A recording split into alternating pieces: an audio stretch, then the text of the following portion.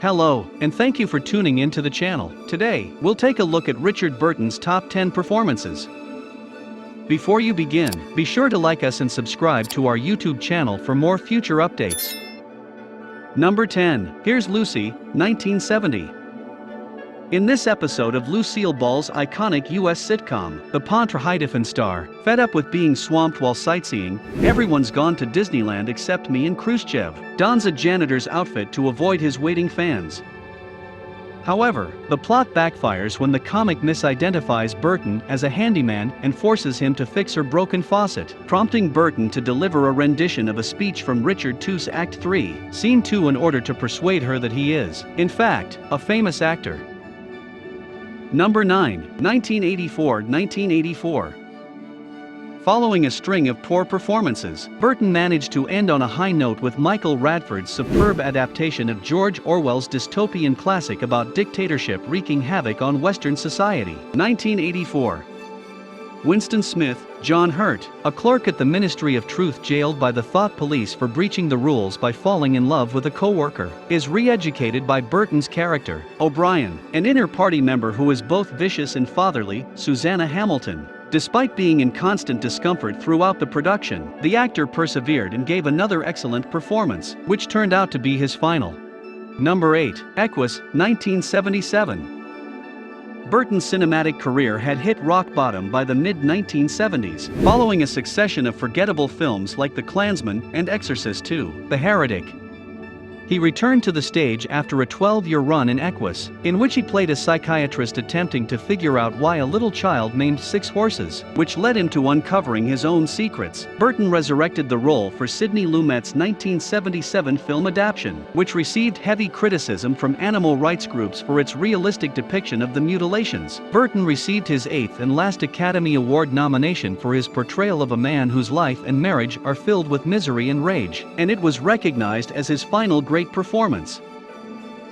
Number 7, Where Eagles Dare, 1968.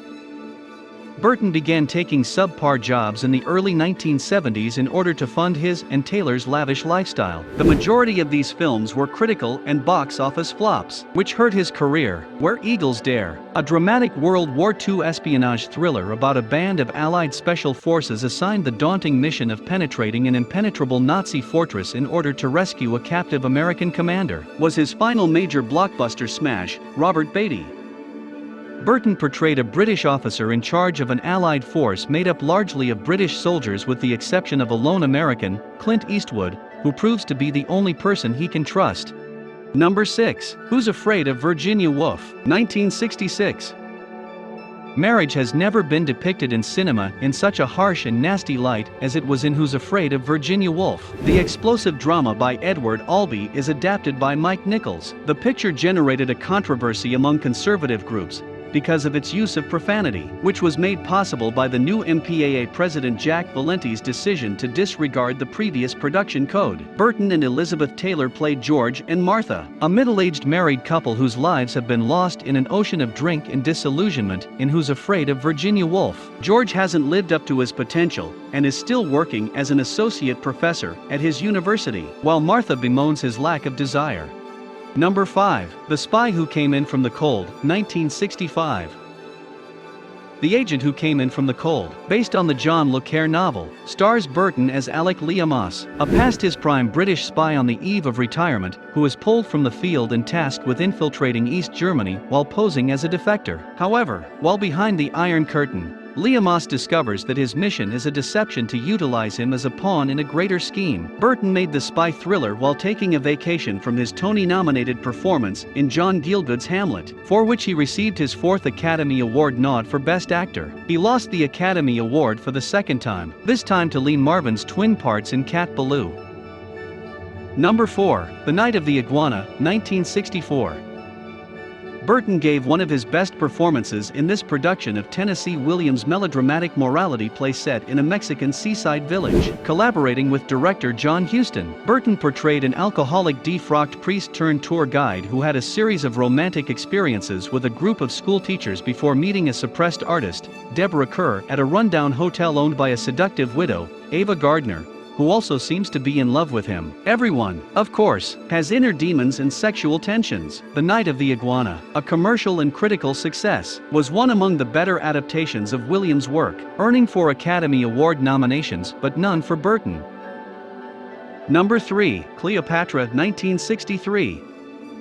Burton was hired as Mark Antony to Elizabeth Taylor's Cleopatra in this enormous epic that cost a stunning $44 million to make, nearly bankrupting 20th Century Fox despite Cleopatra being the biggest grossing film of 1963. But it was Burton's behind-the-scenes relationship with his co-star that became legendary.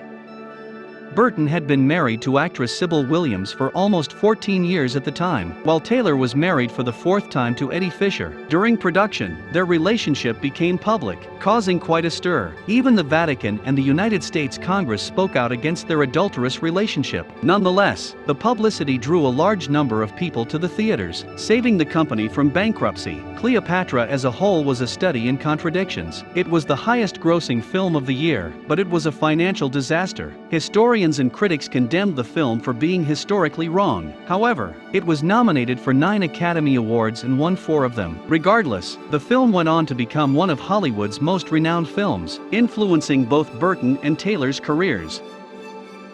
Number 2, Look Back in Anger, 1958.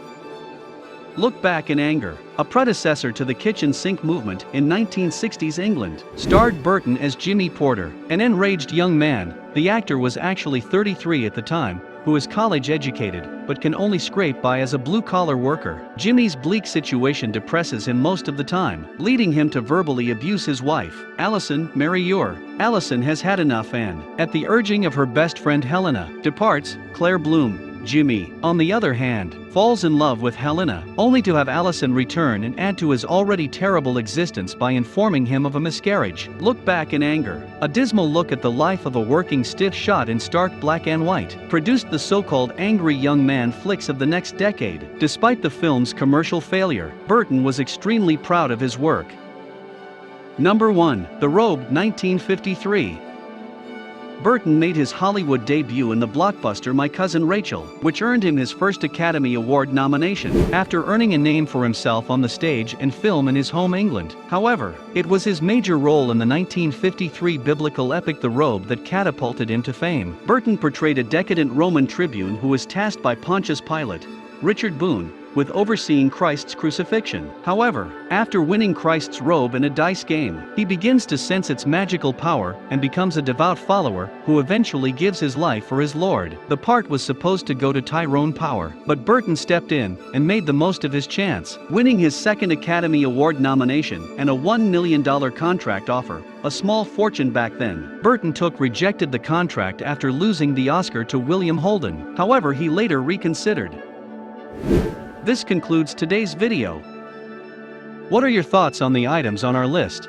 Please let us know what you think in the comments section below. Also, don't forget to like us and subscribe to our YouTube channel for future updates.